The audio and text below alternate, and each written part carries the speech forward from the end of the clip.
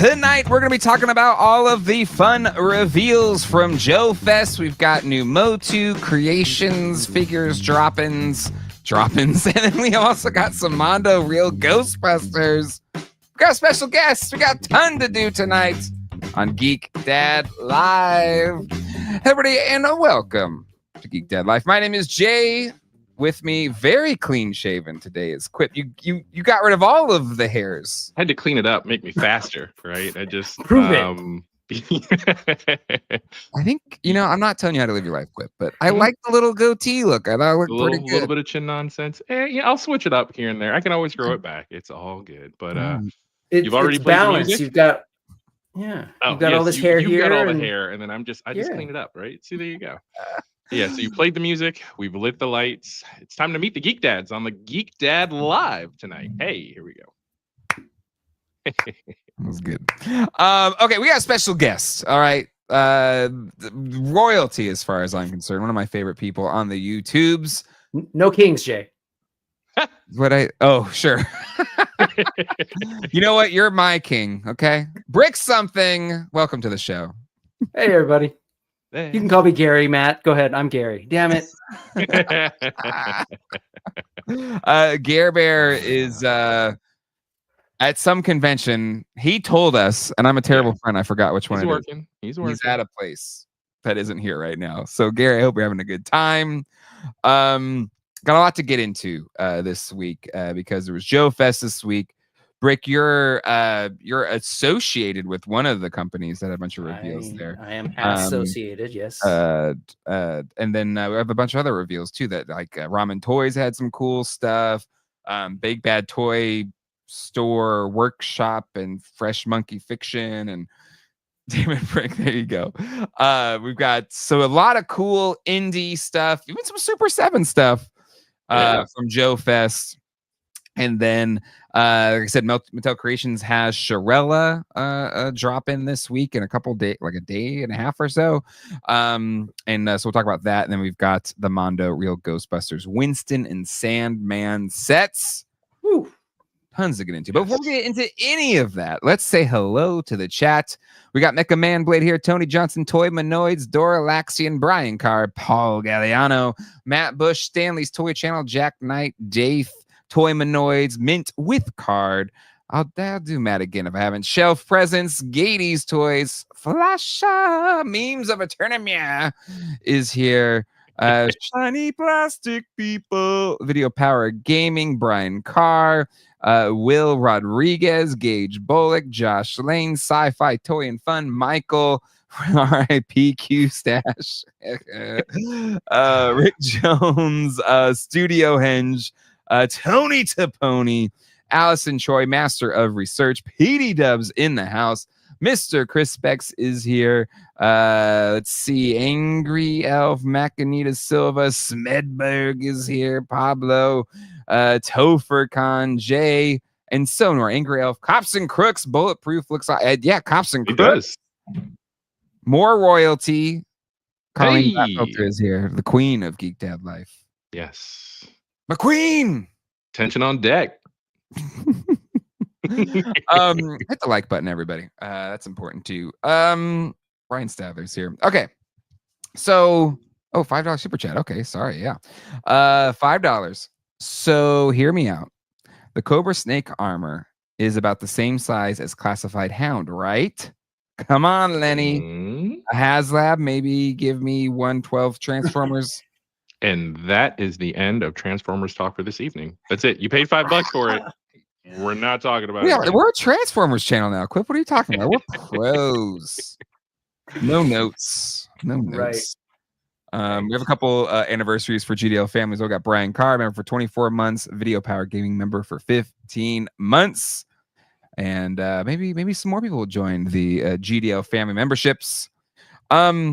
What about salutations, Colleen? There we go. That's fine. I think we need some sort of signal, Jay. If you miss Colleen being in the chat, just so that you know not to talk about how much you've spent. Like if we're usually after dark, and luckily she's usually sleepy by then. Well, there you go. Okay. But don't worry, Colleen. I haven't bought anything today. Yes, have some here. Dave gifted 5 GDL family memberships. Welcome to the newest members of the GDL family. I got family. But definitely not Chris. So my peeps and Brick, KJ Smith. KJ. A lot of long timers in the chat tonight. I love it. Okay, before we get into anything though, I think I teased this last week's show. That the Toy Tubers Unite panel kind of got waitlisted by Comic-Con. They're like, there's a lot of requests, so I don't know if we can pull this one off. So that one's still up in there, but I didn't want to wait to whether it happened at the actual Comic-Con or not. And we're going to do a different style of Toy Tubers Unite this year at Comic-Con. And what are we calling it? We're calling it Toy Tubers Unite at Night. It is a party, an exclusive party. You have to buy a ticket to go in downtown San Diego. Colleen and I rented out a bar and bowling alley hangout place in downtown San Diego. And it's really expensive, so it can't be for free. But it is, we have our own space. We have space to do a panel, a stage. So we'll be doing the Toy Tubers Unite panel at this party. I said party because it is a party. It is open bar. There will be food provided. We at least have the Mondo crew that's going to be there and doing giveaways at this party. So we are pulling out all the stops. It's going to be a ton of fun. And I'm going to put the link to the Eventbrite right now. It is $100 a ticket. Very limited amount of tickets. Basically kind of capped it at what they have space for out of the space that we rented. But what do you get? What do you get for that? You get, we have 5 bowling lanes that are exclusively ours. We're going to be doing that live panel. Mondo's going to be doing giveaways, and we're trying to work on some other toy companies doing giveaways. We're going to be doing, what else? Food. There'll be like 5 different types of plates of appetizers continually going out, including sliders and chicken wings and stuff like that. Good bar food. Open bar all the way up to top shelf for the 2 hours that we have blanked out there. Who's going to be there? Well, at least we have confirmed the YHS crew is going to be there, plus Ryan Dole. We've got Mad Hatter is going to be there. Nostalgia Unboxed Jonathan is going to be there. We've also got TVs and stuff set up to where we can do the X-Men arcade showdown between Mad Hatter and Ryan Dole. It's going to be a fun time. You don't want to, and more things to come, more announcements for it to come, more guests to be announced to come. It is Friday, July 25th. Most of the toy reveals should be done by that point. So it's going to be a ton of fun. And really, the $100 and the amount that we have is just to cover the hefty $10,000 price tag for this space. So I know a lot of people are like, hey, can I get a free ticket or something? Like, I really no, I got to try and sell these tickets. So at least, Colleen and I aren't in the poorhouse for this event. So if you want to go, you don't even need a pass to Comic-Con.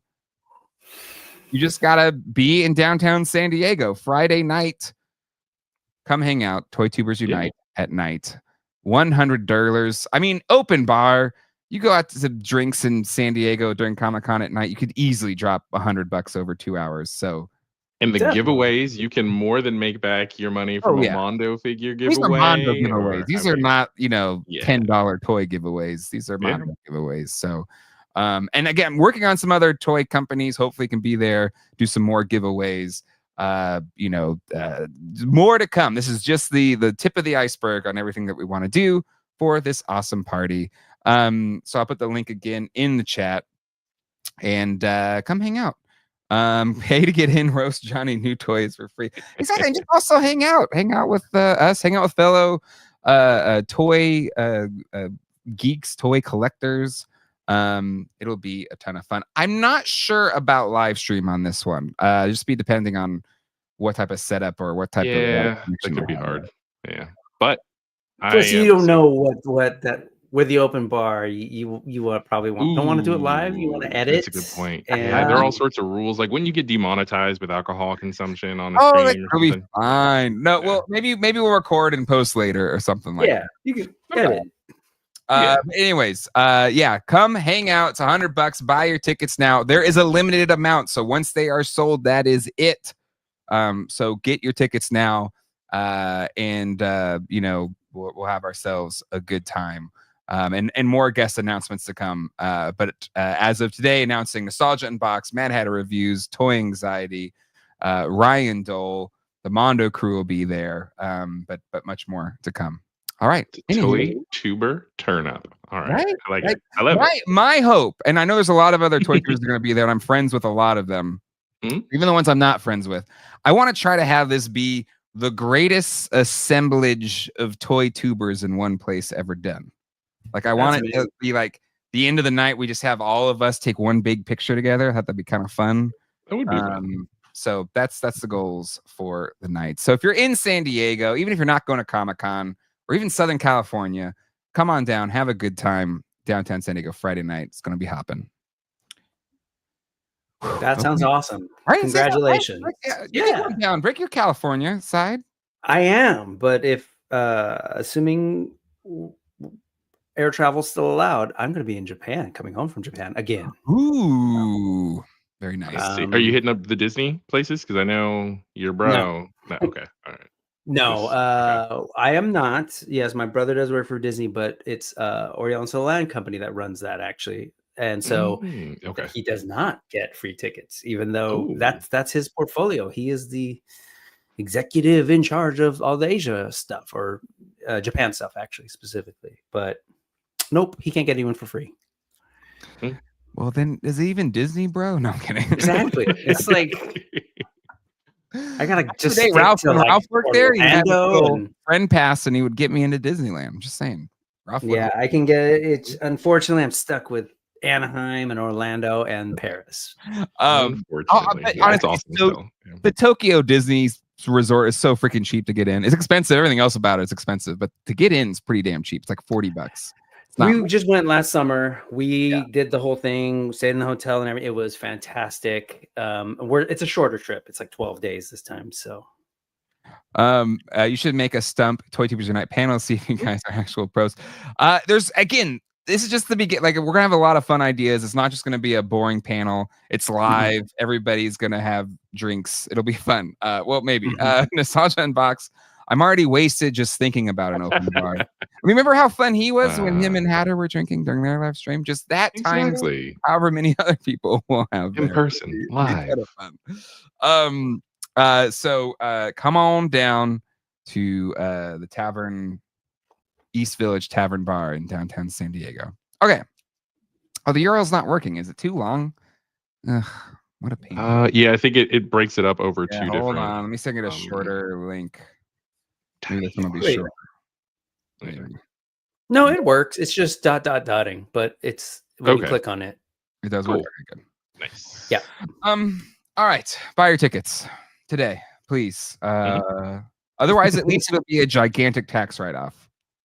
Otherwise, Jay's gonna have to start selling toys. Yeah, exactly. Damn, that's some Hollywood thinking right there. All of this stuff is gone. Anyway, all right. Let's jump into things. So we had Joefest this weekend.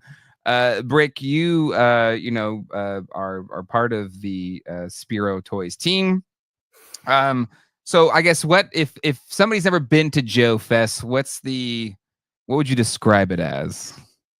So I will say that, so Joefest, obviously Joe's in the name. If you look at their logo, it's like that mash of a real American hero and old school 60s Joe. So it was very much a G.I. Joe like vibe. But over the years, and I think especially because PowerCon proper didn't happen this year, we now are in this world where all these awesome indie toy companies like Spiro, like Four Horsemen, and everybody else we're going to look at tonight, Ramen. There's all sorts of stuff that they're coming out with that they want to share with people and, of course, sell stuff. So they need a venue. And it just happened to be during the summer between Toylanta and then this one. That's what these have become. So now Joefest, you're going there for the Joes, but you're hearing about Delta 17. You're learning about, Grindhouse's new, World War Hell. And you check out, like, Spiro's got animal Warriors of the Kingdom that are hairless, and some, cool Bushidto stuff. So it's nice. To me, I'm excited because it very much is a mix of the sort of folks who really love and are keyed in to collecting nostalgic big properties, as well as these indie toy makers and their fans. And, a lot of us are overlap. We do both. So I just think it's really cool. And that's sort of what's happening. So you see a lot of small creators. You see people like with great vintage Joe stuff, Joe ephemera too, if you will. There's all sorts of stuff going on there. And so that's the deal. And you kind of said this Toy Tube like Unite thing. What a lot of these shows are becoming, like I did this at Legion's Con. We get to meet people for the first time. And so that's a good time. You put us all in the same space, and people get sweaty and nerdy. And then so go out deals for are made. afterwards. Beef happens, all the good stuff. Video game tournaments. No, but Joefest is very much that. So like Mega J was there, Oz was there. Like all these folks were just all in the same space, and big celebration of toys. So that's kind of like what Joefest is in Augusta, Georgia. And it just cleared out a couple of hours ago, actually. Dude, it's wrapped up. Yeah, I saw people taking pictures of their sort of like cleaned up space and stuff. So lots of cool stuff. I've been watching the news, and honestly, that's why I bug these two and say, hey, can I hang out with you tonight? Because I want to talk about Joefest. Can I come play? Yeah, absolutely. Yeah, no. And excited to have you here to talk about it. So we got a lot of, like, you just kind of listed all the companies there that were dropping stuff. What do you want to get into first? What do you want to jump into first? Let's get those AWOC fools out of the way. Okay. Which part of it? Do you want to do the human people? I think let's hit the Spiro booth. Let's kind of see what they posted, and you kind of see what's all there, because as an example, right, it is Joefest, as I sort of established, and like people are there definitely for Joes and Joe collecting, but they'll see something like this. And I just got to say, like, I got my first Animal Warriors of the Kingdom. Who's this handsome guy right here? That would be one Adam Drake, the dragon, highly articulated, doing his thing, being all charming, talking to people about his toys. It's awesome to have him stateside for a little bit. I think he might be on a plane already. But he and I like met each other because of this. We were both nerds, like looking at this Kickstarter and wondering, like, why aren't more people talking about it? So we're like, well, let's talk about it. It's a trip to me to think that these figures we've only really had in our hands for just shy of 2 years now. So like they've released so many figures and have pre-sold even more. And then to think of like, there's a ton of stuff that still needs to be made from that recent Kickstarter. So all of that stuff is there, but you're landing here now on this guy who's wearing, this is pretty cool. He's wearing AWOC armor, but he's some like dude who needs some sun. Well, he's definitely pale. Yes, he's incredibly pale. But so yes, I guess since it's here, we can talk a little bit about it. But these are Animal Warriors of the Kingdom. 2 characters. I think is the other dude there the even more. Well, let's zoom through these and just I'll give you an overview, and then we can look at the. Well, so this is what at least okay. I love Animal Wars of the Kingdom, but I have not paid 2 bits of attention to the comic book series. Yeah. So you're saying you know as much about Animal Warriors of the Kingdom as you do Transformers? Even a little more. No, probably more. I feel more comfortable with AWOC than I do Transformers, to be completely honest. Yeah, they're easier to transform. But because honestly, it's more linear and it's easier to keep track of AWOC than it is Transformers, where there's like 17 different lines, 17 different lores all happening at the same time. Plus, the stuff I grew up with, the stuff my every generation after me grew up with. Anyway, but these are like anthropomorphized, animals Yep. that are decked out in cool colors, great articulation, cool ideas. But Yep. none of them are human. Nope. But apparently Or this are they? is this is a storyline in the comic book. Is this like a big reveal in the comic, or It sort of is. So this hasn't actually happened yet. This is actually the human version of a character. On the name tags, it says there's two humans. There's the Blight, which is this guy who is a villain in the first story arc, and Pale, who is the main hero. And they're all kind of weird. Pale? I thought this was Pale. I don't know why. I thought this is Pale. He is Pale, and that is Pale. Yes. Okay. And so I don't want to reveal too much, but I will say, well, it's a tricky thing with a new toy line like this, because like I'm gonna say, I don't want to spoil it, but like it's so new that are people even gonna check it out? So I've got to tell you a little something. There is a comic book, just finished its first arc, 5 issues. When Utama Prasta and Jason got together to do this sort of new version of Animal Warriors of the Kingdom from their original sort of graphic novel and 3.75, they're both Pale, totally in different ways. They came up with this whole storyline. Oh man, Michael. Yes, Powder. And so in the first couple of pages, you learn that the main character, Pale, he's given his backstory. I won't tell you everything, but in the process, we learn that their entire world is set up this way. They're basically our future. They are our future, the animals. And you're like, wait, what? So, spoiler alert, humans destroy Earth. Okay. Shocker. And so they get onto giant ships, think Battlestar Galactica, think aliens. They put us to sleep in pods. They're called arcs, and they're being piloted by AI. And so AI is on, looking for a new planet. They find a planet. Trouble's there. No, it's all good. Great. They find a new planet. They're like, this works, but we're dropping you off. And through the magic of science, because they have retributed news, they have all the DNA from Earth of all creatures as part of it, because they want to recreate Earth essentially. But they're like, hey, why would we recreate Earth and let you guys just do the same thing that you did to the original place?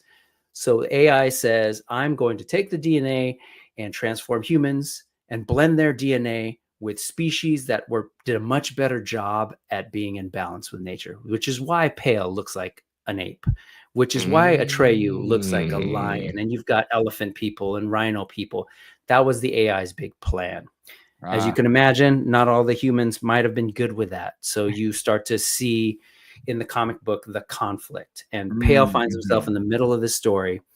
What you see here is not revealed in the comic book yet. That's potentially the next arc or some arc after. But we do see the humans sort of get transformed. We do know that some of them remember this stuff. So, and I don't know. I'm going to say that I know a little about what happens in the future. I just know that apparently, hey, Pale, he doesn't shave at first. I was telling people, hey, this is what happens when you shave an AWOC figure. But no, he is now human. And essentially, I'll just leave it there. Okay. But I don't know. I was curious to see what people thought, because I think like it's bait and switch. You're going from animals and now you're giving me, I don't know what this is, He-Man or AEW. I don't know. But it is part of the lore. Okay. And I'm kind of curious. Any company comes up with this new thing. Yeah. What's the reaction? You and chat. I don't like it. Okay, I'm not gonna say I don't like it. Okay, fair enough. I think I love twists and turns, and it's a new IP, whatever the hell you want with it. I love the animal character designs, and I think that's fun. But I probably not the best person to ask, because I don't give a crap about the lore. I just like the toys. I like the toys. They look fun and they're fun to play with. And so, like, human guys, I'm not as into. But if you're like super into the lore, I could see you totally being into this. Yeah, I'd say these are at least what pops in my head, because I know a lot of people are in love with the anthropomorphic animals, as you had already pointed out, Brick, right? When telling Mhm. the story. But what these would be cool as, so they're probably going to be sold. Are they going to be sold individually? Are they going to be a 2-pack?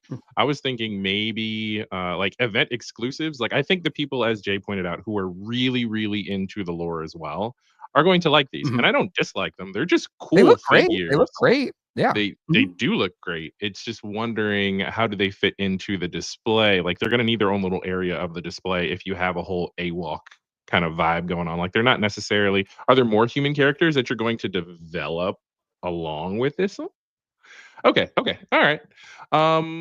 As kind of a one-off to test the waters and to kind of, get people more into the lore, I think they're cool. I think there's a lot of potential here. I love the designs of these characters.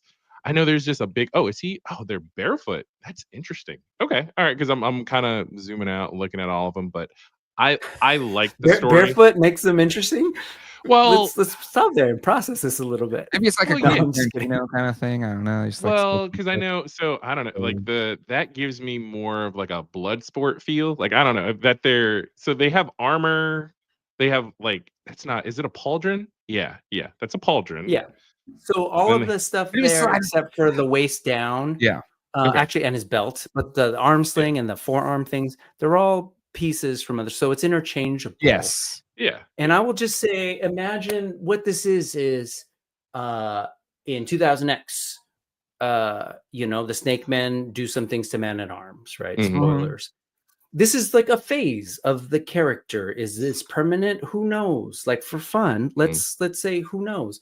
But it is part of the story. Most people don't even realize that Animal Warriors of the Kingdom is a sci-fi line, and they think it's like straight up sword and sorcery. Sure. But like, no, there's laser guns, there's robots and stuff. And I think the biggest challenge for Spiro is gonna be, how do they get the story out there? And that's definitely something Mhm. Jason's all about. This whole Yeah. thing started as a story, as a graphic novel. And so he's not been shy about it. He's like, in my perfect world, we develop it into a series. And he wrote the story arc to be like a season of stories. Yeah. And there's a journey that he wants to take these characters on. And I know it's tricky because people hear Animal Warriors of the Kingdom, but animals, human beings are animals. Just to be clear, we're part of the animal kingdom, but whatever, I get it. But two, are that there's this plants. larger story that he's trying to tell. And I know that I get it, like that people might have built up a concept of what it is, but I think it's kind of a cool evolution of where the story goes. I will tell you, if you're worried that they're all going to be human, I can say that it's highly unlikely. But I think it's a fun little story thing. Yeah, Kinda I like think Kate. if it's a little aside, I think that's fine. If I just put one note I would have about the at least the pale here. Again, something that's great about Animal Warriors of the Kingdom is all the colors and just the designs are just so eye-catching and unique. Black armor on like a maroon pants and like not even any like cool tattoos or anything. Like it's kind of not so much pale, more plain. And I feel like maybe a little more something going on. Could have, because even then I was like, oh yeah, this is where's the other guy, the bag of blight? He's more pale than pale. Yeah, right there. Actually, go back there. Sorry. Okay. Go to the next one for me. There you go. So right there in the gold armor. Yeah. This guy's Oh blight. no, that's actually Kali, No. the main villain. No. But if you keep going one more, I think there. Ooh. Back. You're so fast. Okay, zoom in. That little the dude there in the all black fur In the middle. That is Okay. pale. That is Blight. That's sorry, Okay. that is There we blight. go. Yeah, and this Okay. dude's awesome. I got the color. He's got the neon blue. That is the Mohawk. neon mohawk. If- Yeah. Yes, and I get that. If you read in the comic, or if you even look at him, he looks like a faker to a He-Man. He's the same body. He is. And then if you look at their human form, it's the same thing. I will just tell you, there's cloning stuff happening here. Okay. And so it's all part of the story. I get it. If you're not into the story and you're like, man, I was just here for the animal part, totally get it. Buy the animal figures, enjoy. But I will say that there's just some really great things going on with this property. And that's what that became like icing on the whatever, what's the phrase, whatever, cherry on top and blah blah blah. Just nailed it for me, because like I love the way the characters look. I read the comics and I was like, damn, Jason's like really taking this to this whole other place. And immediately, without having met him, this is before I met him, I was like, this should be a Netflix show. This is the story's on par with like some of the best things on Netflix, like maybe not as intense as Blue Eye Samurai, or what's the other one, Dragon Man. There's a great cartoon on Netflix that I'm totally blanking on that folks from Avatar: The Last Airbender worked on. But it's just like that level of like, I could see kids liking it, and I could see older folks enjoying the story, and that's where, I don't know, this is just a part of that. So Dragon Prince, thank you. There you go. Yeah. But yeah, cool. Excited to see where this could go. Yeah. They had Bushidto Samurai and Folklore prototypes. Yes. So this is their whole other thing. Yes. This I was excited about when you shared. I had another like there. Yeah, there we go. There you go. Yeah. So what is this? What is this about, Brick? Really cool. Spiro is not just Animal Wars the King. Spiro is a full-blown toy company that is now looking to expand and develop new lines. They work, one of their main sculptors is Dan Mitchell, just like a dope artist. And he was developing this idea for his own thing and showed Jason one time to get some feedback. And Jason's like, that's amazing. Could we work out a deal? Could like I license your IP and we'll produce it as Spiro? And that's how Bushidto, the full title is Bushidto Samurai and Folklore, came to be. And so these figures are actually in development and they've gone very far. I will tell you some of the exciting things that I heard from Dan about this are like how he's planning the articulation. They won't be exactly like AWOC. He's doing his own thing with what he's exploring. And I'm really excited about what he's planning on doing with how these things will be built and move for a domestic indie toy line. Full on research. The dude is like hardcore into researching what's going on with like that era and samurai stuff, as well as the folklore stuff like the Oni, the demon that you see there. And of course, like all the love, you can see all the love and attention to design and sculpt and the paint that Jason like Four Horsemen level. That is a really good sculpt. Yeah. I agree, man. Yeah, I agree. I think it's really great looking stuff.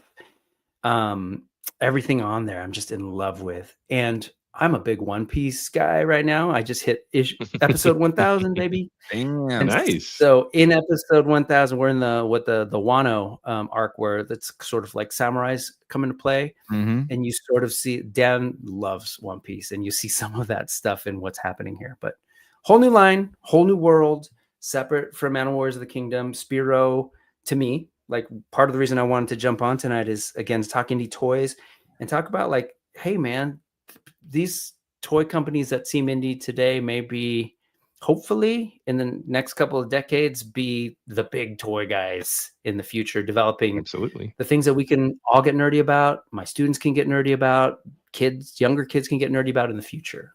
So I'm into it, man. I'm excited. Brian Tyler, the blue guy looks cool. He really does. You ain't never had a friend like me. Fair enough. I think he's got less of a sense of humor, though. But yeah, he looks like it. Not quite the witty repartee of Ramen. I mean, maybe after he's like pulled your head out of your body, and then he'll start telling jokes. I'm into the Oni aesthetics. Like I know there's a big kind of research. It's like that dude, if you go back to the Oni, would go great with the Four Horsemen. Goodness, why am I blanking? Wukong, but I forget the name of the line. Figure Obscura. There we go. There we go. Like he would like I say right in. That's right there. Yeah. 100%. I mean, yeah. And you know, I pay attention to the indie stuff, but also all this great stuff that's coming from overseas, and people like Mithril Action and Maestro Union and Medi Toys are all creating this cool like Japanese and Chinese influenced stuff. I didn't mean to conflate them. I know they're different. Trust me. Hey, KJ.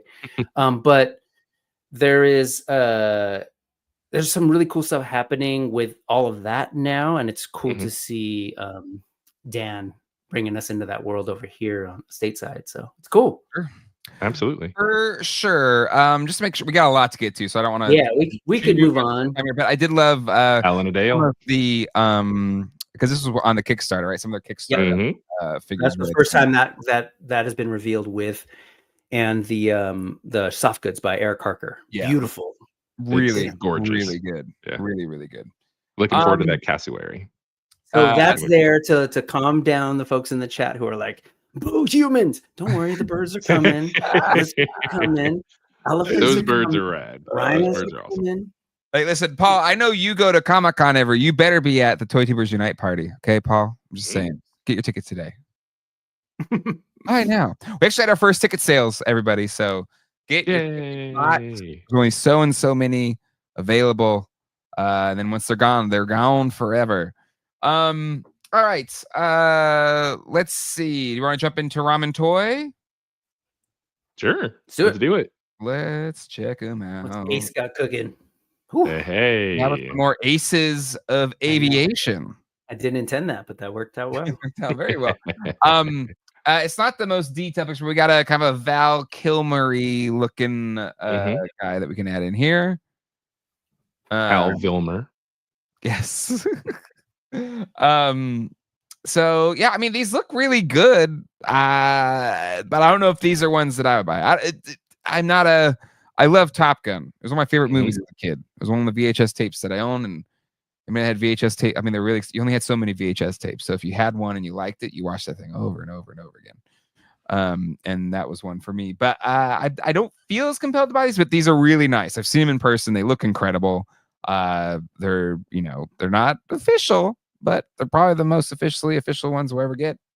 And news here. I don't know if this is news that's breaking or if Ace has kind of emphasized this on a different stream. But if you go all the way over to the right, you've got a Wave 2 chase figure of Tower Buster. So I know in the previous one, if you purchased them, I don't know if you pre-ordered them, you kind of got it was like, I don't know, it looks like a very popular Scientologist. And I don't know if this is another chance at getting a figure similar to the main character. He'll be hidden under the helmet. He'll never show his face. It'll just be but it's cool. It's another opportunity to get that particular, not Maverick. It's Tower Buster. And I love Great Balls of Fire. You got Goose in there. Anyway, it's a fun set. It is cool. Needs a F14. F14. Dude, and these are 7-inch or 6-inch scale, right? Tim Cruise. There you go. Gone forever until Jay pulls him out of the Glatfelter vault in 5 to 10 years. For the Toy Tubers Unite. Okay, those look cool, but what I was really about is this. Well, not 3030. Not 3030. Not 3030, or what is it called? 30? 30. I do have the Ramen Toys, the Marshall figure, courtesy of the wonderful Matt Bush. It's incredible. It's an you have it too. Here, I'll go. I'll give you the big screen here for a second. It looks absolutely good. I love this figure, and it's not going to focus the way it should, but the head sculpt is gorgeous. The head sculpt is incredible. It really is. The way it moves is so great. But I've been told that this is very similar to those Aces of Aviation. So in terms of the build and all those sort of like extra soft stuff, like that's the thing with Ace and Ramen and these indies. Like they're not only like producing new toys, new IP, or gray area stuff, but they're also like working on like new solutions, new ways of building these, articulation engineering, and that I kind of hinted at that with Dan's Bushidto line. That's what's up, and I think that's only going to raise the bar for all of our toys. I mean, geez, Ramen's doing a gigantic horse guy. This looks so freaking cool. Sorry, go ahead, Jay. I interrupted. No, I just think in a world where Mattel hasn't really done much with Brave Star, anything with Brave Star really, it's cool to have somebody like Ace, Ramen Toys kind of bring something like this to the forefront. If you had the Marshall, it's an incredible figure. I can only imagine this one's going to be the 3030 or the 30. is going to be pretty awesome as well. Go ahead, Quip. I was just gonna mirror that sentiment. So we are on the same wavelength as far as smaller toy makers, indie toy makers, really leaning on the big boys, right? As far as some of the work that Ace was doing with Mask and Machina before the Loyal Subjects took that on, and really kind of making sure that the majors are stepping their game up. Because whenever there's a gap, I mean, there's been all sorts of instances where we were kind of looking to Ace, and the running joke is, "Oh, this figure looks bad." Well, just stand fast. Ace is going to make a better head for it, right? You got.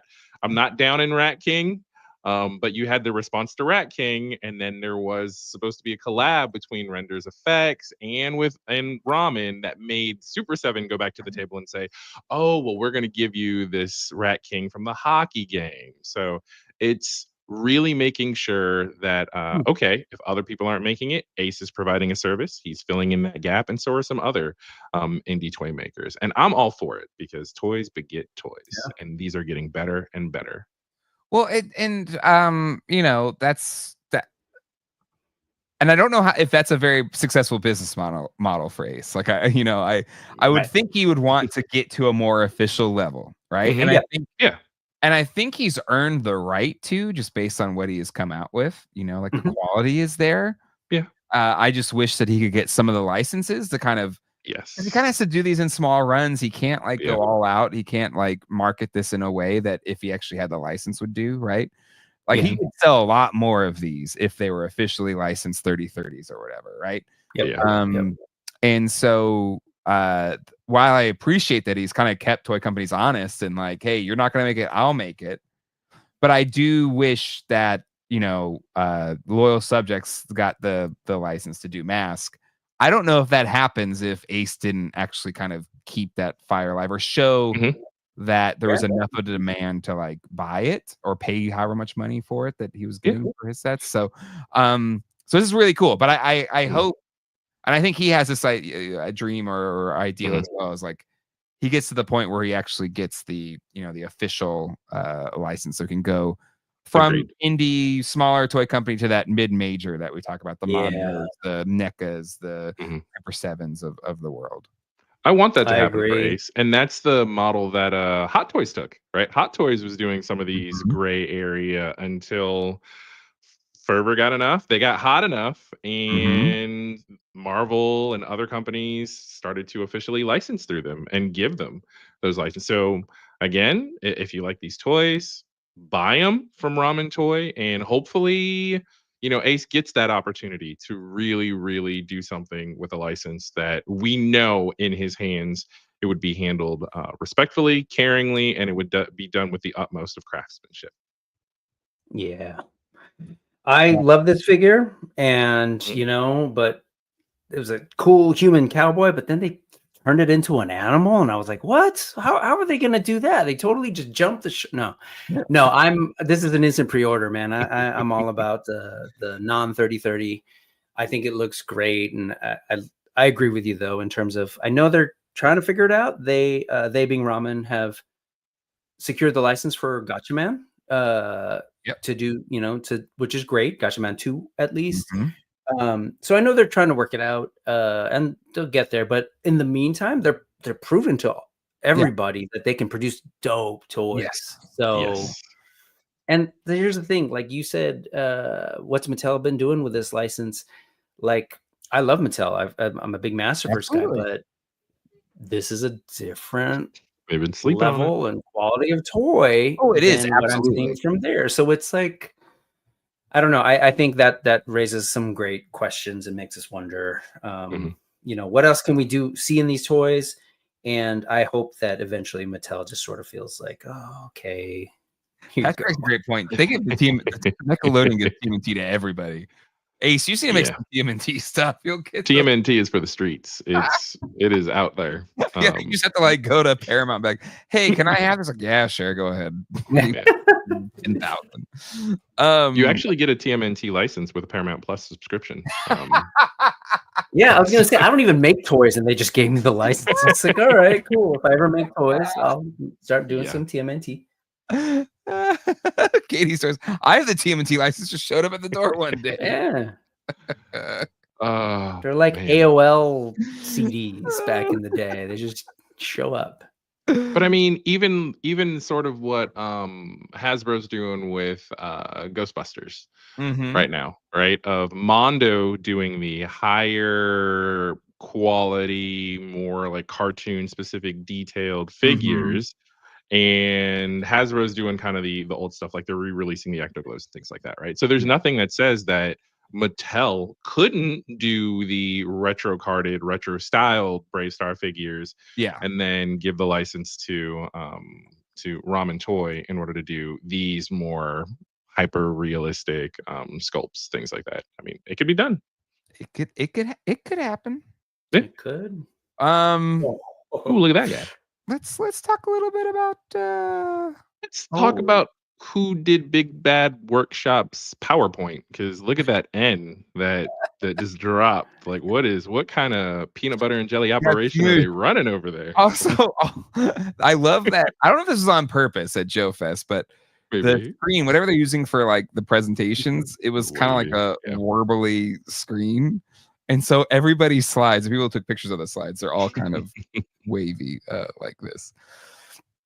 So for Long Box Heroes Prestige, so that's their, what is it, 1/18 6-inch scale toy line? Prestige? 112. 112. Yeah, that's the Oh. bigger ones. Oh, okay. Yeah.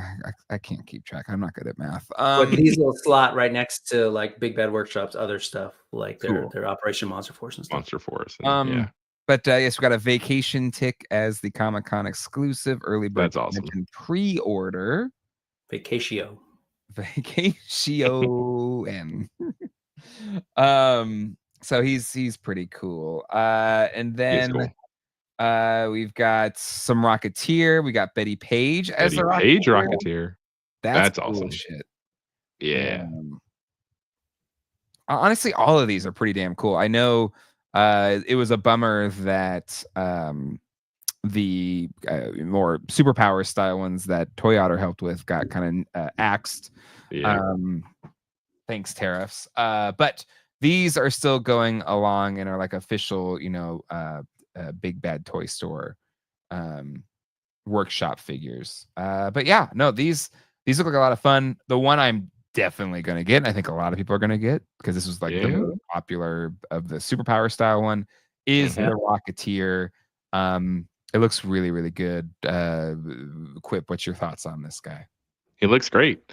I'm thinking of how you might display him. Do you get a flight stand? Do you just hang him from the ceiling with fishing string, where he's like, that works too. I'm a big fan of the pitch wire, floating ship design. But the problem I would say with just a figure as opposed to a ship is the weight distribution. It's harder to make just a figure look good flying with fishing line. It's just in my experience, but so it might be easier. You can't use two fishing lines and then I usually do like a quadrant, so I'll have like 4 hooks, and then so that it's kind of balanced. But it's more the weight. You kind of want a little bit of weight on it, so it kind of holds a little bit better. Whatever. That's just me. It's just me. It's cool. It's really cool though. It's dope. Brick, how about you? I think it's great. Yeah, I'm excited because when I saw all of the IP that they were messing with the long box stuff and that sort of superpowers format, I was jealous. Like they had, Grendel in there, they had Mage or Kevin Matchstick. They had like all these things that I was just like, damn, I would love to have these in 112. And then they're like, okay.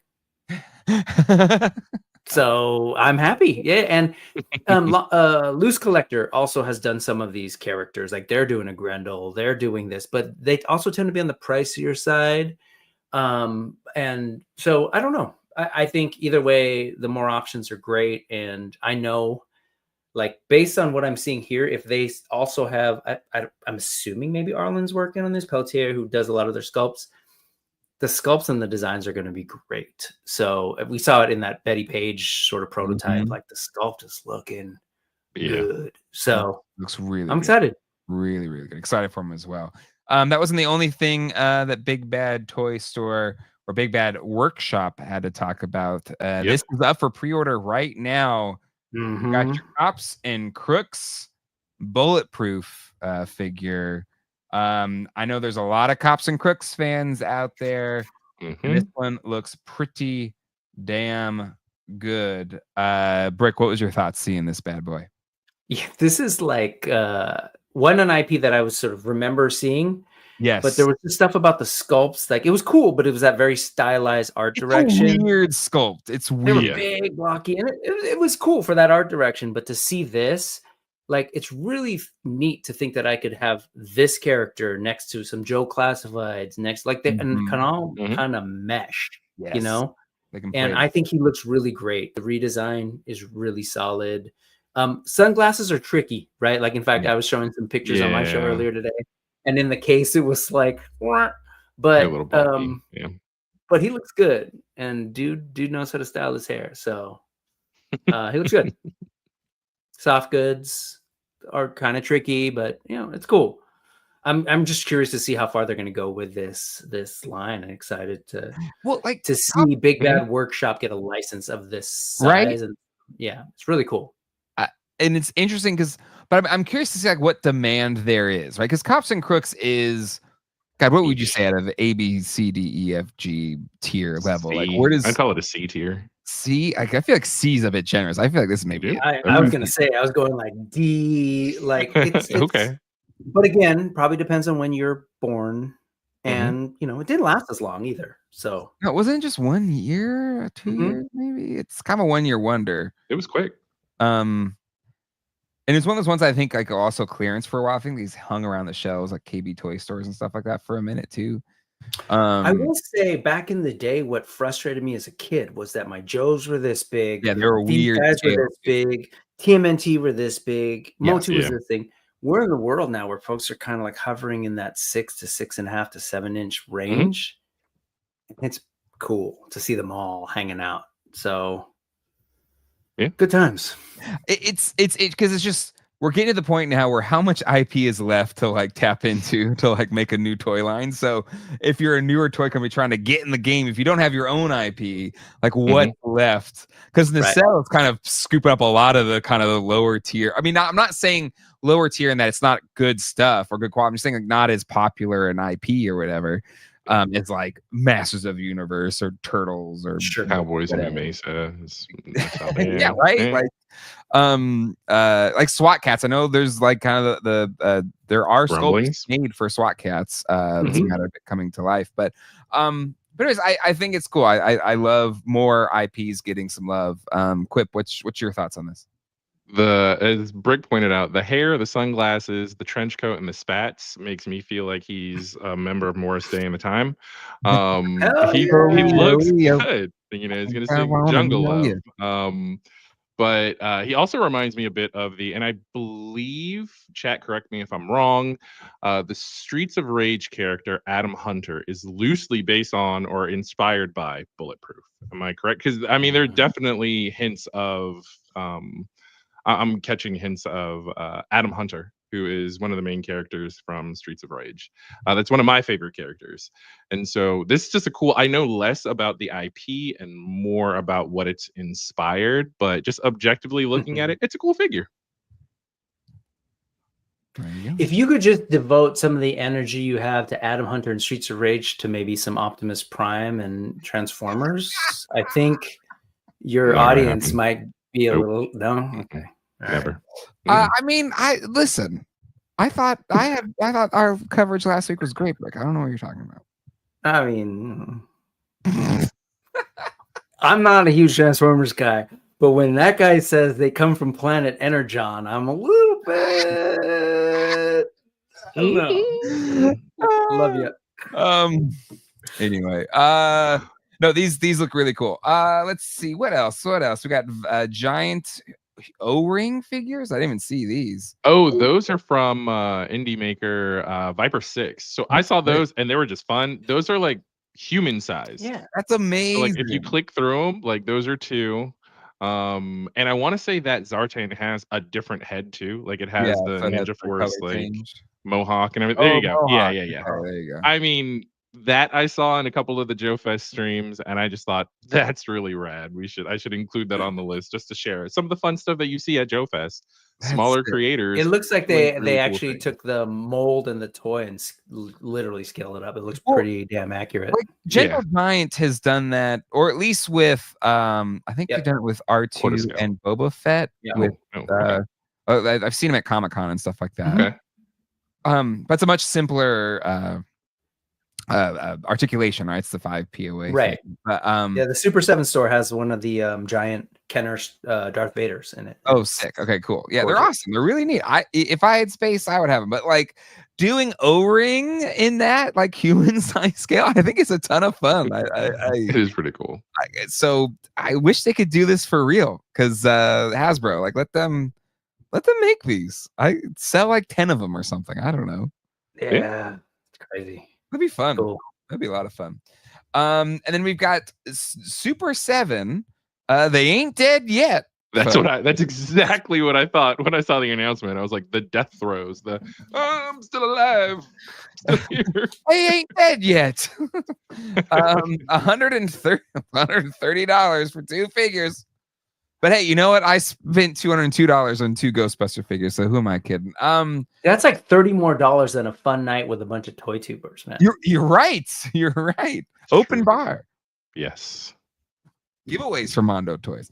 All right, so some more G.I. Joe Ultimates figures, a 2-pack. It is the Tiger Force, Destro, and Flint. You know I'm a big Tiger Force guy. But for me personally, Super 7 just doesn't use enough paint. They just, especially, this is where I always think they fall short with human characters. When you just use plastic as like your flesh tone or whatever, it just doesn't look that as good. I think the turtles turned out well, but it's whenever you have like flesh tone, it just doesn't look, if you don't have any, like you haven't done any paint. It's just whatever the plastic is. So I won't be getting these, but they look cool. Excited for those that are wanting, I guess a Flint replacement head, right, is kind of what we're getting here too. But Brick, what's your thoughts here? I mean, I think it's cool they're doing it. I hear the sort of like, the jokes about Super 7. What I've come to understand is that we all have bubbles, right? And clearly they wouldn't try to make this stuff if somebody wasn't buying them. And so it's for someone. It's not for me. I get some Ultimates. I love their own original IP. I love the Worst figures. I think there's some of the best stuff. I love the Thundercat stuff. The Joe stuff isn't just something I'm doing in the 21st century, so not even classified. So, but I think it's neat. I was never like, I didn't get this far in the podcast, guys. I was like, Dan, Jay, keep talking, but you start talking about this stuff. I'm like, that's cool. I'm not that into the whole repaint. Like once I started seeing that, even young me was like, well, in fairness, Dan didn't like the Tiger Force. I was the one. I'm with Dan. Yeah, Tiger Force. He was just he was enjoying me being happy. Much like the real Ghostbusters series, he's being very supportive. But they're supportive fans. They've got their fans. Supportive. They've got their fans. Tolerant, I'd say. So, what's interesting though is that these definitely have always leaned more in the cartoon likeness, right? Sure, and that's so that's their angle, right? That's what they're going. Yeah. Which is fine. And so we never got to see Tiger Force in that. So I think it's kind of fun. If I was like a hardcore Joe fan or Joe cartoon fan, I totally get why folks would want to see something like this. Paul Galliano, who is tapped into the Joe verse, loves him some Joes. He says, I know a lot of Joe fans are hyped for these. Not my jam, though. I think it's a later, it depends where you're at on like the generational spectrum. Exactly. I'm a little bit younger than you are, Brick. So I think this was just more for me than for someone as old as you are. No, I think that's totally right. And I'm fine with that. You're saying I'm old. It's good. You look great. You look younger than me. You look significantly younger than me. Yeah, well, I think you're a decade older than me, at least, maybe. I'm about to be 49 in August, baby. Yeah, so about 10 years or so, almost. Okay. So what I'm saying is you look great. You look better than I do. Yeah. It's fine. You can have your Tiger Force, Jay. We've got more reaction G.I. Joes. For those that I know I'm being hyperbolic? Not hyperbolic. not hypercritical either. Hypocritical. Okay. I'm hypocritical. You got there. In That was that, good. go to hell. What I was trying to say is that I was all about the O-rings, right? And bringing back O-rings, and I still am to a large extent. But the animated style O-rings, I'm just not as big a fan of. Do I have the?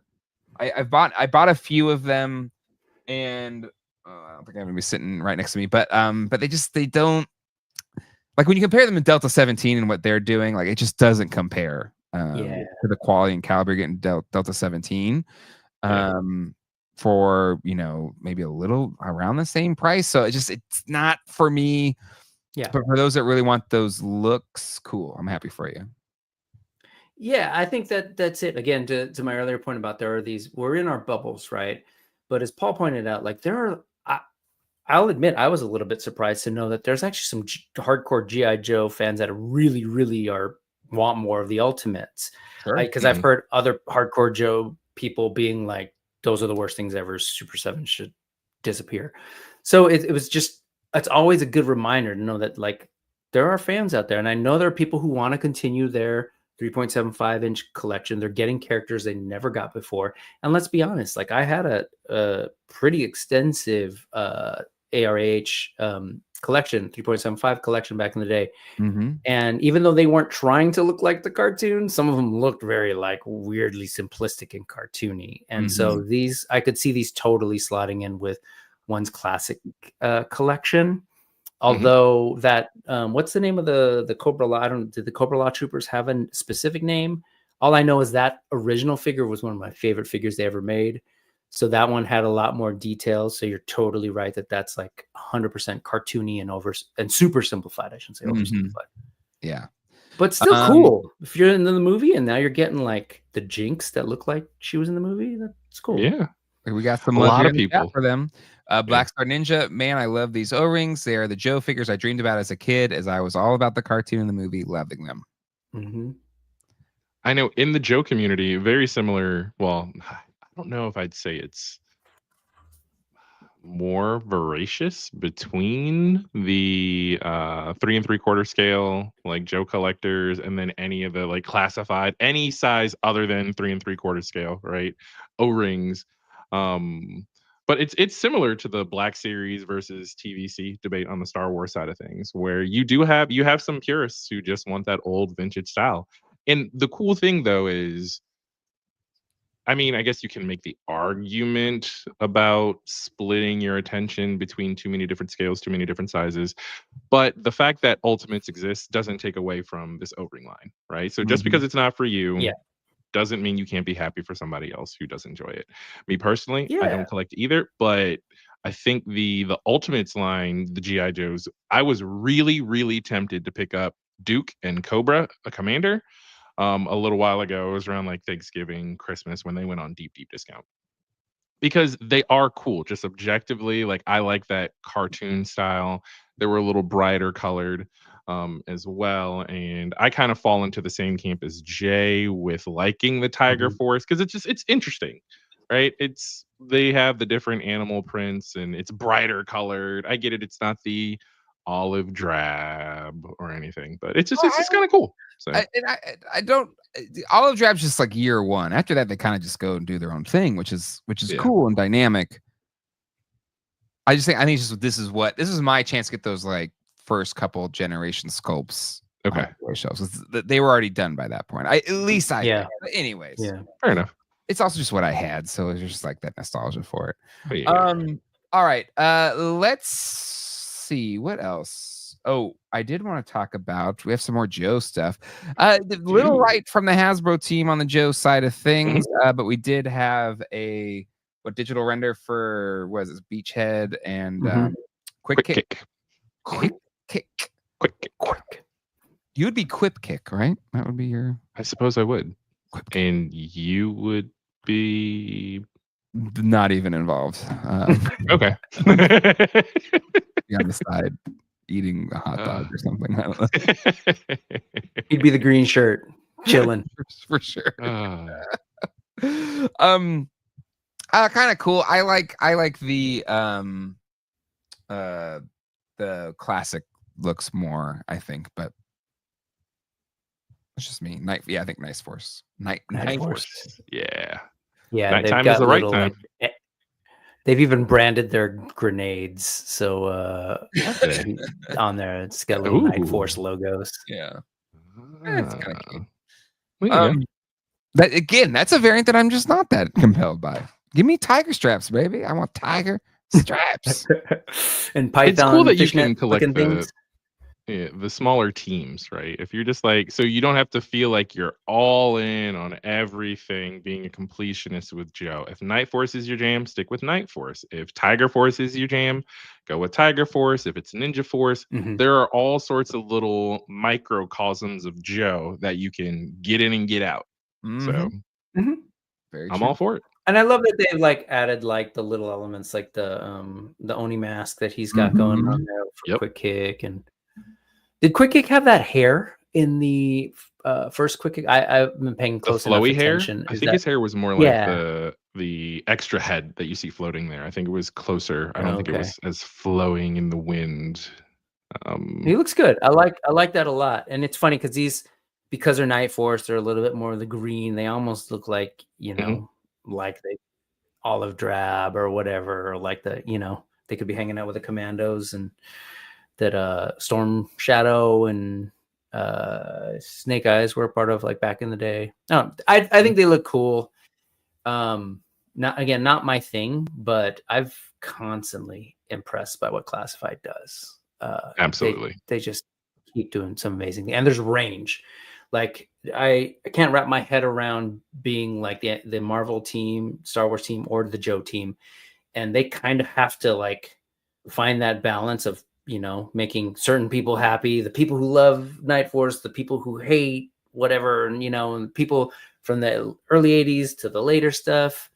And every time they just produce really cool looking toys. So they do. They're cool. Joefest. Joe June. Joe June. How many G.I. Joe Class 5 figures are there? 250, 300? Probably. Yeah, there's a lot.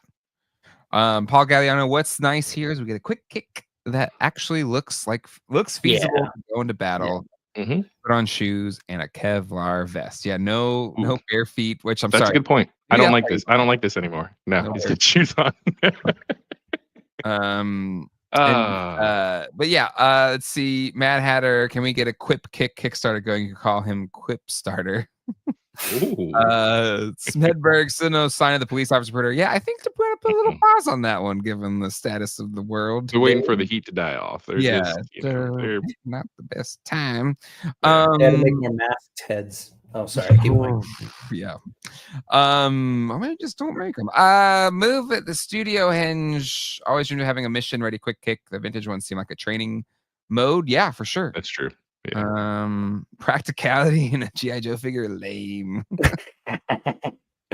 Yeah. But yeah, he looks good. They both look good. All right. Anything else Joefest before we move? Because we're about an hour now. Anything that we did? I know there's more stuff that's there. There's so much more. Plenty of videos to watch. But anything like one last things we want to tap on before we move on to Masters of the Universe? Did we? I mean, just shout out. You already mentioned Delta 17. I know, friend of the show. Yeah.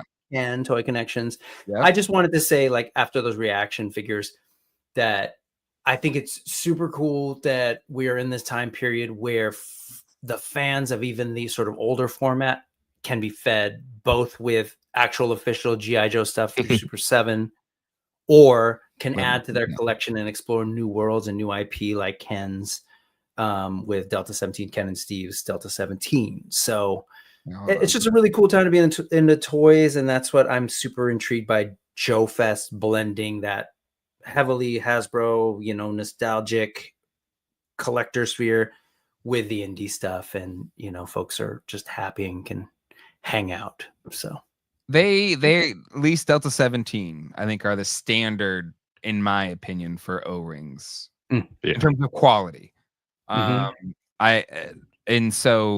Anybody that's trying to do O-rings today should be trying to follow, like, or at least have their production standards for the figures. So they're just perfect. They are perfect O-ring figures. in terms of feel and functionality and everything. They took the original O-ring designs, just upped them a little bit, added more like innovation to it, but it's just really, really nice. And yeah, Pixel Dan did a review of the next Look at that. So if you want to go check out the video, go check them up. Check out those two things in the front too. I think this was, I don't know if this wasn't the first show that they had them, but they made like these like mech things with like, you know, tank bottoms. And so they're exploring that. They revealed on my show like a long time ago that they were looking to do a Hind helicopter. Yes. So they're doing some really cool stuff. Yeah. And they're not the only ones. There's other great stuff coming in O-ring too. Shout out World War Hell, Grindhouse Toys. But there's some good stuff coming, man. Good stuff. Yeah. Good stuff. And we gotta have Ken on. I tried to bring Ken on to talk about Transformers. I tried, Brick, okay? It's important to admit when you don't know something. And so, Brick, are you a Transformers guy though? Because we can add him to the list. Right? If you're I am not like a hardcore Transformers guy, but I know that they're from a planet called Cybertron. Okay. I know that too. Yeah. It was stated as Energon that day. It's right around the corner from Energon. No, I love it. I read the comic books as a kid back in the day. You know, I even sat through every single Transformers movie just because I can't not engage with that stuff. I stopped. I didn't. What was the one that had Leonard Nimoy as the bad guy? What the third one? Was that Age of Extinction? The one on the moon, maybe. And I also got this recently. Some loving me some YOLO Park. There you go. Yeah. Okay. Hell yeah. That's the third one. Okay. Third one. I like stuff. Okay. Dinobots were in the one after. I stopped after that one. They were bad, but yes, I watched them. But Bumblebee, Travis Knight's Bumblebee, phenomenal. Yep. And then so yeah, Bumblebee, and then the one after that with Anthony Ramos. I actually kind of enjoyed that one, even with a spoiler alert G.I. Joe tease at the end. I was just like, I don't know, maybe I turned parts of my logic brain off, but I had a lot of fun with that stuff. It was I enjoyed it. Boys and I went. It was like a father sons movie outing. We had a good time. That's fun. Mm-hmm. Yeah. But anyway, okay. Yeah. Oh, and I hear Transformers 1 was great. I have not watched Transformers 1. Jay, it's on my list of things to watch. I will watch it with the kids, and then we will be experts. Ooh, we should both watch it, and that can be the After Dark topic. No, because it's like a completely different origin story. It doesn't connect to anything. But still, anyways. But it pulls from lore that has existed in the world for a while, and I would argue that it's a better movie than the 86 or whatever that was, Transformers the movie, which I saw in theaters and enjoyed, and so don't hate me, but it's a really good movie. Damn, look at this, Paul. TF1 is the best TF. Damn straight. I'm with him. This is how we bring the people in, Jay, is we watch it and then we talk about it. Okay, we're gonna do After Dark. Just put a pin in it. It's happening. Okay. It's gonna happen. Real quick, before we get into the Masters of the Universe stuff again. Today is the official opening up of selling tickets to Toy Tubers Unite at night. Big party at San Diego Comic-Con, Friday night of Comic-Con. It is an open bar. We have bowling alley lanes reserved, giveaways from Mondo, and hopefully more to come there. Guest lists of Toy Tubers. My goal is to get as many as possible to be a part of the festivities. But at the very least, confirmed Mad Hatter, Nostalgia in Box, Toy Anxiety, YHS, Ryan Dole, pretty sure Mike Case, pretty sure Dan Larson if he's there. So yeah, it'll be a ton of fun. Open bar, food provided. It's gonna be a great night. So pick up your tickets today. Fair warning, though, for you geek dads who plan to bring your wives along. Remember, we were just talking Joe's. Ryan Dole is going to be there, and his code name is Homewrecker. So, no, he only wants my wife. Everybody else's wife is safe. Don't worry about it. Fair enough. Okay. but it'll be a ton of fun. My goal is it'll be a fun night, tons of stuff going down. So come on, yeah, Dave Wonder, boom, he's gonna be there. Nice. We're adding again more guests to come. It's gonna be a great time. Not for the wife thing, for the 21st thing. So if you're not going to Comic-Con, if you're in Southern California, come hang out downtown San Diego. Have a good time. All right. We got the next MOTU Origins exclusive figure, and it is Shirella, which I think we've known has been coming for a while. She was on the back of the Hero card, and so makes perfect sense that our next Powers of Grayskull figure is going to be Shirella, and I think she looks pretty darn good. The only note I would have that's a negative for this one for me is I think her legs are too thin. I think they could have like thicker thighs or something. Maybe they just look the proportions look a little off. I don't know. Quip, what do you think? Is it different from any other Origins? I don't like. Is it just more noticeable because like She-Ra has a little bit of a skirt, right? I mean, the skirt. I mean, it doesn't look as the legs look a little too long and thin. Same thing. And Tila also has a little bit of a wait. Pull up an Origins Tila just to compare it. Yeah. Well, I'll do that while Brick says his thoughts. Okay. Yeah. I mean, she looks good. I'm not collecting Origins, but I'm always excited when they start pulling in some more obscure MOTU characters into the mix. I know some folks are just like wanting them to finish the vintage line, but I'm for this kind of thing. And I think it's smart to do, you know, as a Mattel Creations thing, although I guess they're all kind of Mattel Creations now. No, they have some, but I think completing the vintage line and then these exclusives. Yeah. So I guess it is a little thin there, but I don't know why. Just maybe because it's just that cartoon collection, the proportions do look better. Like there's more, the sculpt flows, at least in my opinion, it looks a little better. Yeah. That Tila's that's like a perfect Tila. Yeah. I really so if they could have done that with Shirella, but if they're trying to match the Origins, not cartoon collection, because technically cartoon collection is different than just Origins, then this makes sense. That's what I meant. Like the non-cartoon collection, non-crossover figures are all kind of Mattel Creations-y these days. But I think it's cool. I love the packaging. I love love that they're exploring these aspects of the MOTU world at this time. And I'm a Masterverse guy, so I would love a Shirella in Masterverse. So please buy this one. Honestly, the head sculpt, the paint, her eyes look incredible. So again, it looks really good. I think just this straight ahead shot, so I probably wouldn't pose it this way. So just the proportions look off. It's a little I don't know.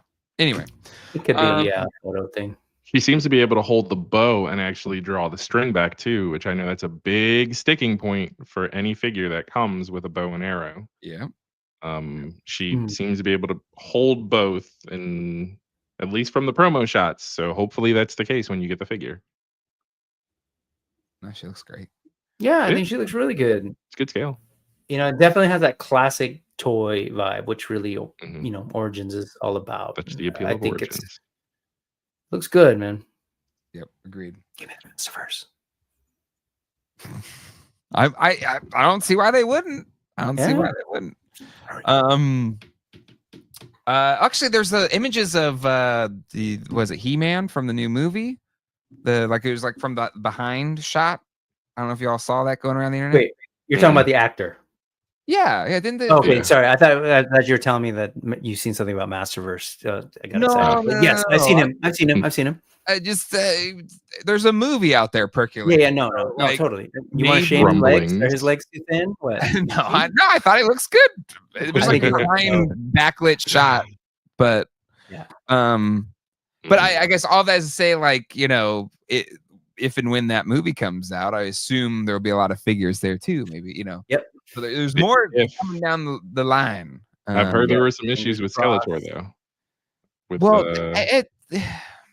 I'm just saying, no, you you're need right. to wait until the movie is in theaters. You have your popcorn. The trailer has ended, and the Well, here's the opening thing. credits That start. person's playing Skeletor, so you don't even need to know that whoever that actor was underneath the CGI or whatever. You just basically That's wipe fair. it out. That's fair. But I also same thing for the Tron movie. You got Tron and Masters of the Universe. For some reason, decided to hire a guy. This is not new stuff for that gentleman. Yeah. I wouldn't dare even call him gentleman, but like, so I don't know how he keeps getting jobs, but that's neither here nor there. That's not what we're here to dive into today. But all of that is to say, there will be more, I assume, in a movie year to kind of tap into Brick's thoughts there. Like maybe this is when that jumps into Masterverse, because movie year toys, especially on Mattel's side, I would assume they're going to go all out with toys. I really, really, really hope so. I really hope so. Can't wait. But anywho, wait, what did I miss? Just Google it. Just give it the old googly goo. Yeah. He's That's your like homework. he who shall not be named, apparently. Damage is what I was drawing on my forehead, by the way. Damage. Oh man. Oh, and Fright Zone, like they had it up for a second and then pulled it down, but I assume that'll drop at some point. And then weren't there rumblings of an update to the snake layer that they put up and then pulled back, and they said, "Oh, yep, we've changed it some more within the past couple weeks, but we haven't really seen anything since then." A lot of rumors and rumblings. Yeah, exactly. Fright Zone was supposed to be at the end of this month. It was up there as like a placeholder on the website, but got pulled. So maybe they'll save it for Comic-Con. Who the hell knows? Ooh, hopefully. That's true. Fingers crossed. It's in a month. October or and something. You know what else is in a month before Comic-Con? The Toy Tubers Unite at night. Just links in the chat. Say again? Get your tickets now before they sell out. Can you drop that link in the chat just so people know where to go again, Jay? It's in the I put it in the comments. Okay, put it in the description. Go in the description. It's there. There you go. It's like these are exclusive tickets. I can't be desperate, but also please buy the ticket. Look at this.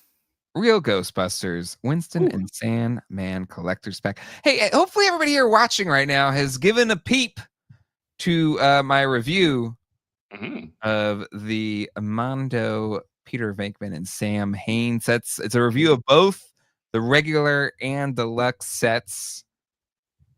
So hopefully you've watched it if you haven't yet. It's my longest review I've ever done, I think. Like a straight edited review, not like a loosey-goosey unboxing or something. But anyway, they turned out amazing. Like really, really nice. I know there's a lot of concerns. You're paying $202. It's not worth it.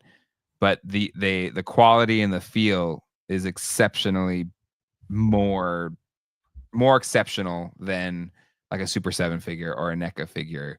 So at least, I mean, I'm not saying it's gonna feel like it's worth the extra $50 or $60 in a NECA figure, but it is significantly at a higher quality than figures that are $40, $50, $60. Shelf Presence, good review, Jay. Hope you're enjoying your Peter, Jay, while we all wait for ours, Jay. Shelf But anywho, now that you know the quality, I am excited, or at least hopefully I've shared what the context for what that quality is. This set looks really freaking cool. Sandman is another like must-have. Ghost, Winston, it's a must-have. You need all 4 Ghostbusters. Voiced by Arsenio Hall. Fun note there in the cartoon. And for the first 3 seasons. I think so. Yeah, the first few seasons. It's kind of weird because there's a syndicated show and the like network show. He was on the syndicated run of like 100 episodes, plus I think the first 2 seasons of the ABC. Anyway, whatever. He's on most of the episodes. But you've also got the Rosebud Ghost. And what I really love is you got Tobin's Spirit Guide.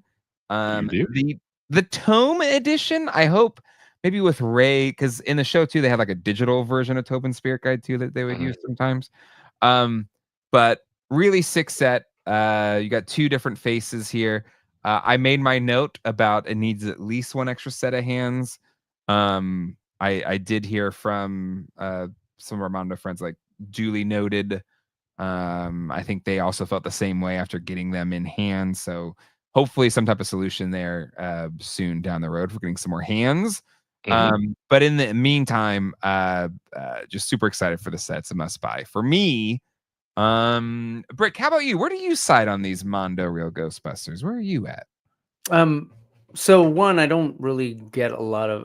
I never got Ghostbusters toys. These came out a little later, but I will say, as an older kid, this cartoon and those toys were some of the stuff that like I just thought was some of the best things around. Like I was a big Kenner guy, and anything to me in my head, like seeing a Kenner logo on a thing meant that thing was quality. Even the freaking Chuck Norris figures. Oh, yeah, those are great. Great. Like I love them. Yeah. And so when Mondo was doing this, I was like, yeah, I think they're going to understand the sort of like quality and love they got to put into this. That cartoon too, to me, was like one of the best designs, animation. Like they made this like 80s thing that I loved, live action that wasn't necessarily meant for little kids, even though I was like really little when I saw it, and turned it into this really cool cartoon that I felt was like up there, some of the best animation. So when I look at this and I know what Mondo does, like they study a thing and they translate it into plastic. I think it's great. I'm not buying it, so I'll throw that out there. But I'm not that collector. I don't get this stuff. Mine's weird fantasy stuff and ray guns and stuff. But that ghost is cool. Like to me, some of the best things that came out of this line were the ghosts and the creatures and the cartoon. So I think they're doing really cool toys. Whether or not, like people ask, well, is it worth $200? Like I'm not even going to have that conversation because you should see some of the stuff that I buy and how much I pay for them. So, and I get it. That's not for everyone. Whereas they're used to maybe getting stuff from Kenner and then later Hasbro for a different price point. But I just think they're awesome. Like I got to check out the stuff that they had at WonderCon. Everything they do just looks gorgeous. And your review was cool to kind of see how they work and everything. But I mean, that's all I'll say about it. I think they're great. Yeah, I think there's some people here saying I wish we would have had Peter before this, and I think that's why. I think they had a couple, so they had a few to send out, and so sending out a couple to review to like Pixel Dan, Toy Shiz. I think it was just Pixel Dan, Toy Shiz, myself, and YHS. Was just like, hey, try and at least put it on platforms, get as many eyes on it as possible while this set is up for order. So at least help inform your decision-making process a bit more. But it's still not the same as having it in hand. There's nothing I could do in a 4K review that would be the same as actually holding it in your hand to kind of understand the value of it.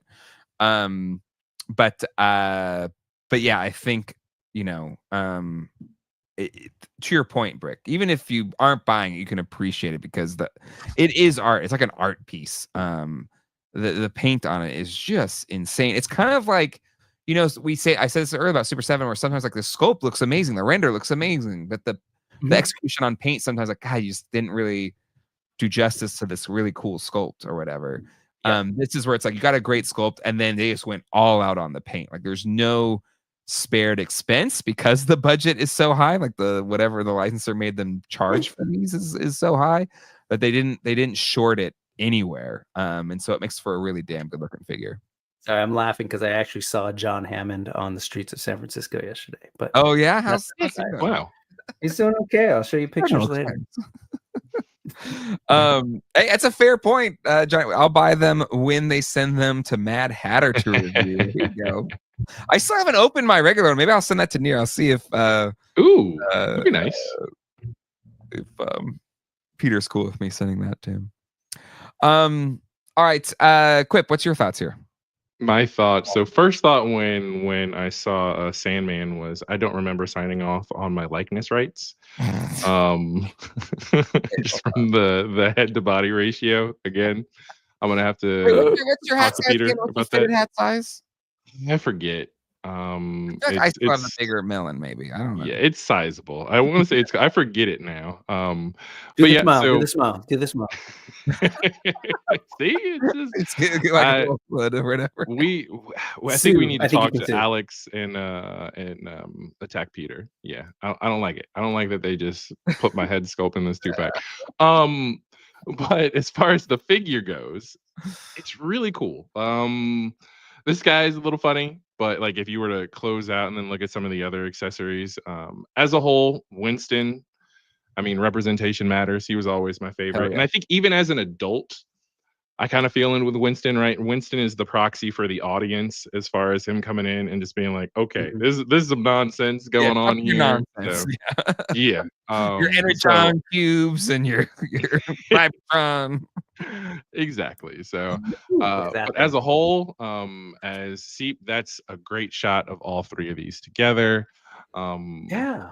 I like the as Brick pointed out, I think one of the funnest things about this. So one, it's just cool to see these figures as on model with the cartoon as Mhm. possible. And I think Mondo even goes into it a little bit with Real Talk because there's a spectrum of animation quality when it comes to Yeah. RGB and which studios are doing it. But Yeah. the likeness that they came up with to really capture most people's mind's eye of real Ghostbusters is top notch. So kudos again to Alex and the rest of the Mondo team for bringing these to life.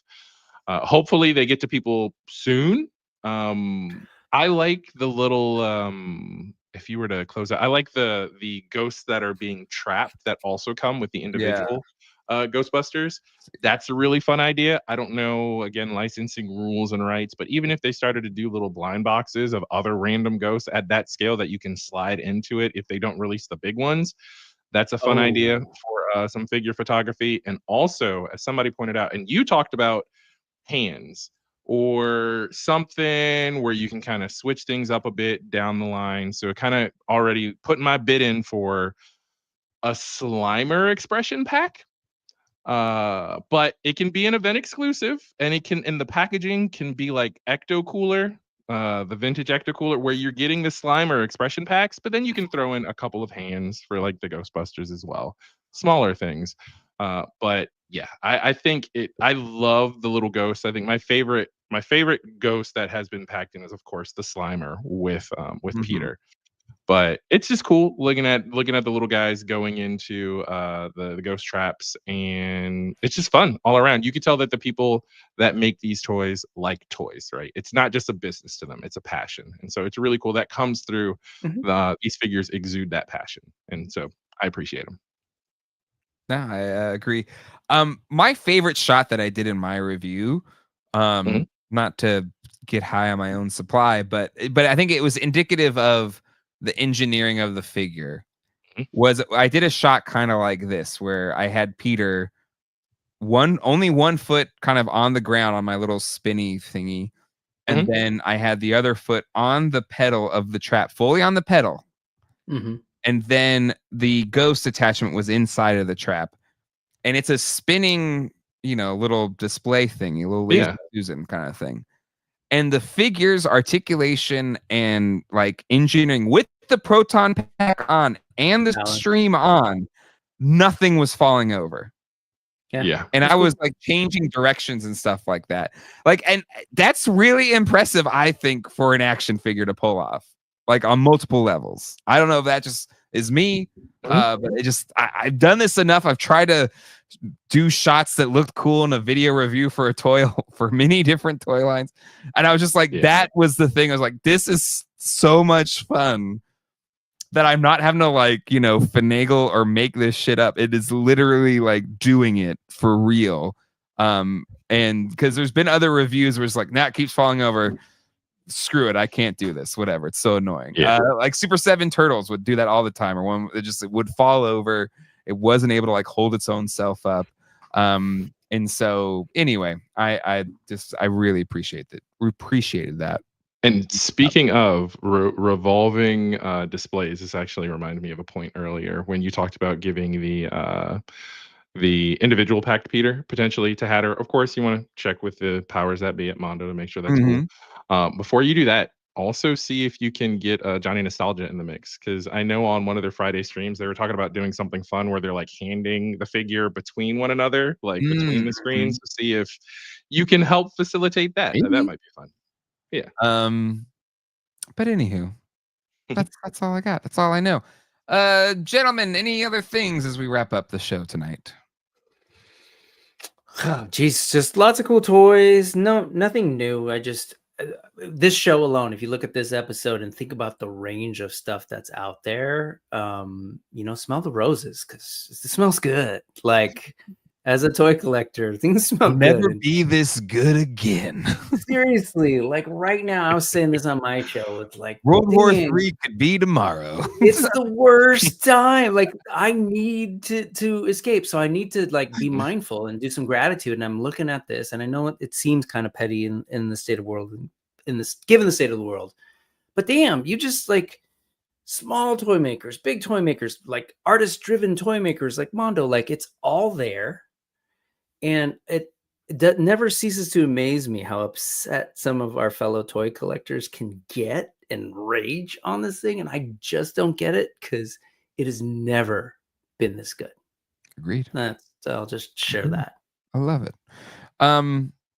Quip, any final thoughts for you? Anything else you want to touch upon? No, I think Brick put it perfectly. It's a great time to be a collector. Lots of things are out there. Whether it's the majors, mid-majors, smaller indie companies, it's cool. Toys are everywhere, as Mint with Card just said it. And so toys are fun, and just remember that toys are fun. And if your toys stop being fun, reevaluate your collecting habits and what your priorities are in life. Or your toy habits. No, I agree. Okay, speaking of fun toys, for me this week on the channel, dropping on Tuesday, will be my review of the Masters of the Universe Thundercats crossover.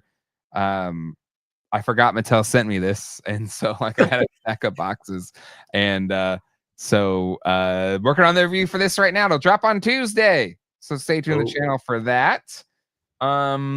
Brick something, you have a wonderful channel of your very own. Any big things coming up for you?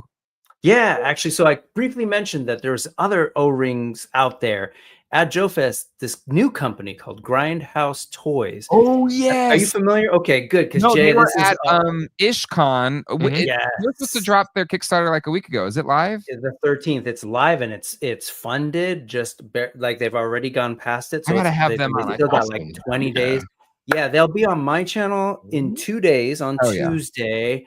I don't even collect O-rings, but I am so impressed by what they're doing conceptually. Like it's like like Blockbuster Video, but Grindhouse Toys, and every figure has their own little case.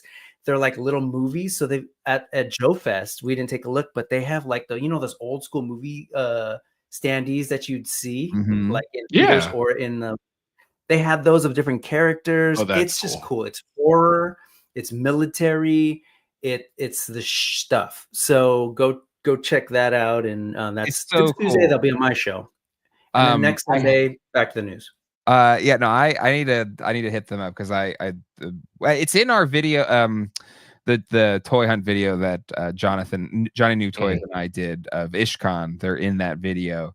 But they look incredible and they're really cool. Like I have my Grindhouse little Blockbuster card. It's just like a Blockbuster card. And so cool. And then the toys are like a VHS tape case, and you pull it out the VHS, and then the window of like a VHS tape is the window for the figure.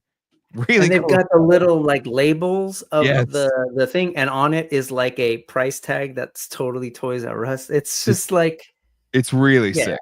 It's really great. It's just smart. I'm an appreciator of toys, design, and they're really cool looking, like just creepy concepts. So, Tuesday on the Brick Assembly channel. Beautiful. Quip, anything coming up for you in the world? I'm trying to think. I know pretty soon I am supposed to be on a Thursday stream with A Punk with Toys, where it's talking toys with friends, I think, on Thursday. So Mhm. that should be coming up, I think, not this coming week, but week after next, leading into the July 4th weekend.